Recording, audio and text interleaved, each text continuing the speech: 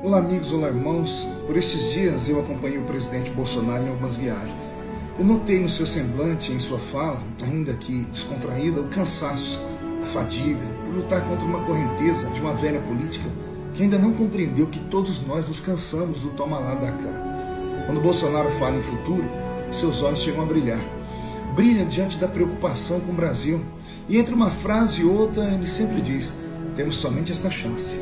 Se não conseguirmos, o Brasil como conhecemos hoje deixará de existir em breve para se tornar uma Venezuela.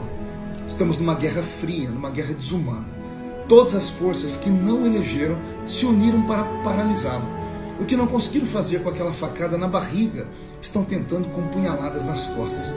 Punhaladas estas que vêm de pessoas que devem seus mandatos ao fenômeno Bolsonaro. É inacreditável ler todos os dias que o PSL de Bolsonaro está dividido. Dividido por quê? O que querem? Cargos? Espaços?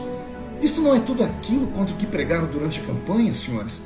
Soma-se a isso a gana dos velhos caciques da velha política que querem impedi-lo a qualquer custo, pois perderam as suas influências.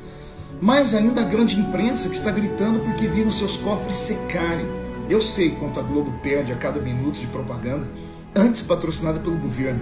Você está sentado aí? Olha o que eu vou dizer. R$1,5 milhão por 60 segundos de propaganda é o que a Globo cobrava do governo. Eu sei a situação da falência dos jornais que perderam seus contratos milionários, que agiam como sanguessugas e em troca sabotavam as pesquisas para derrotarem Bolsonaro nas urnas. Esses aí também perderam suas gordas quantias, estão à porta da morte e no último ato estão dando um abraço dos afogados, atirando para todo lado, em toda a família do presidente Bolsonaro, em toda a sua equipe de governo. Vejam o que fizeram, por exemplo, com a ministra Damares. Humilharam ela, tocaram na fé dela, na fé cristã, foram cruéis. Nos governos anteriores, as discussões eram sobre a queda dos ministros por corrupção, roubos, e hoje se apegam a mensagens de internet e WhatsApp. Isso é perseguição descarada. Bolsonaro é um homem honrado, é honesto, ama o Brasil e os brasileiros. Acho que esta é a pior situação que nós já vivenciamos. Nunca antes eu vi o Congresso se movimentar como agora.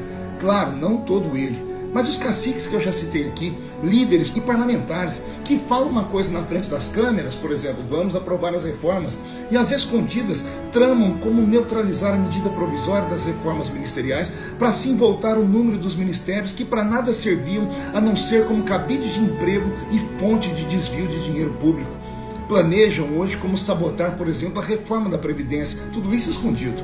Se nem todos os brasileiros compreendem essa linguagem, eu falo aqui para a igreja que ajudou a eleger Bolsonaro. Nós precisamos entender que se este governo não der certo, seremos todos atingidos.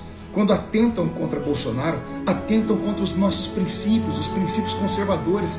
Eu sinto algo estranho, algo terrível no ar, pessoal. Por isso eu conclamo os brasileiros que entendem o poder da oração, que me ajudem a movimentar o mundo espiritual.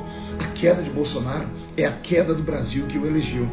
O Brasil conservador, o Brasil cristão, precisa se unir. Isso é mais sério do que se possa imaginar, gente. Eu convoco todos aqueles que têm fé, os cristãos, que entrem nessa guerra que de carnal não tem nada.